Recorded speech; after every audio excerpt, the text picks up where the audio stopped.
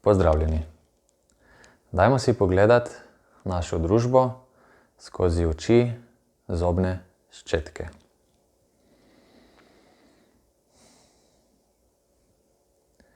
Zobna ščetka je bila ustvarjena, da s pomočjo nje čistimo in tudi ohranjamo naše zobe v dobri kondiciji. Danes imamo na voljo toliko različnih zobnih ščetk, od tiste čisto navadne, ročne, do električne, ki s pomočjo mikrovibracij čisti naše zobe. In poleg zobne ščetke imamo tudi nitko za zobe in same zobne ščetke imajo seveda tudi različne oblike in različne trdote teh nitk. In kljub temu širokemu naboru zobnih ščetk, nam le s težavo uspeva ohranjati zobe v dobri formi. In seveda to velja za naš zahodni svet. Če pogledamo ljudi, ki prihajajo recimo iz Afrike ali pa kaka bolj skrita plemena, ki so danes še med nami,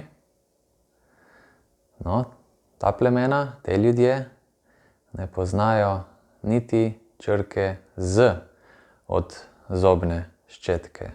In kljub vsemu imajo skorajda nadnaravno lepe, čvrste in močne zobe.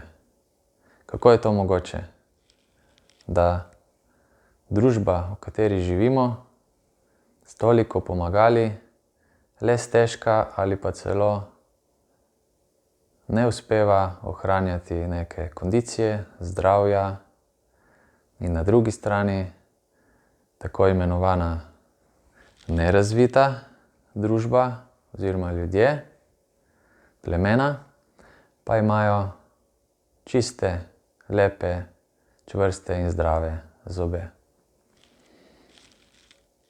To bi bilo dobro se vprašati, zakaj je temu tako.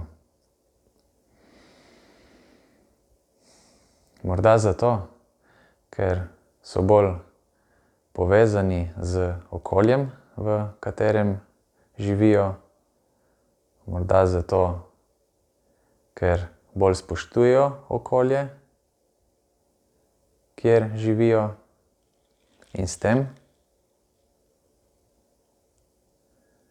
s to povezanostjo, spoštovanjem in skratka odnosom do okolice,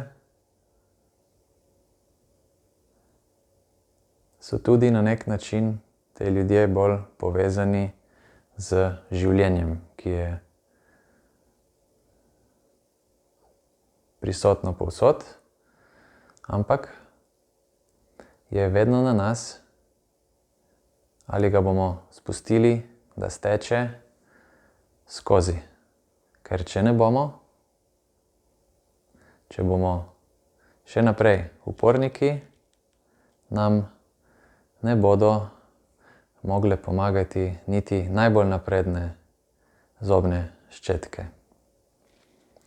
Niti tiste, ki imajo menda danes tudi aplikacijo, ki nam pokažejo, katere zobe čistimo in katere nismo dovolj počistili. Skratka, vsa ta pomagala so nam odveč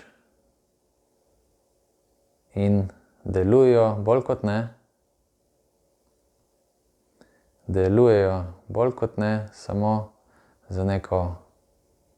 kot neko pokrivalo oziroma izgovor, da se ne obrnemo k naravi, k naši naravi, in s tem dovolimo, da steče ta energija skozi nas in s tem tudi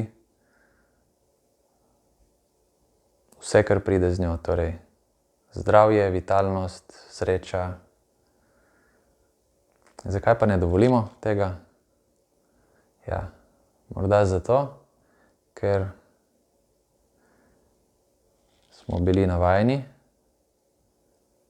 početi to, kar počnemo, oziroma ker je resnica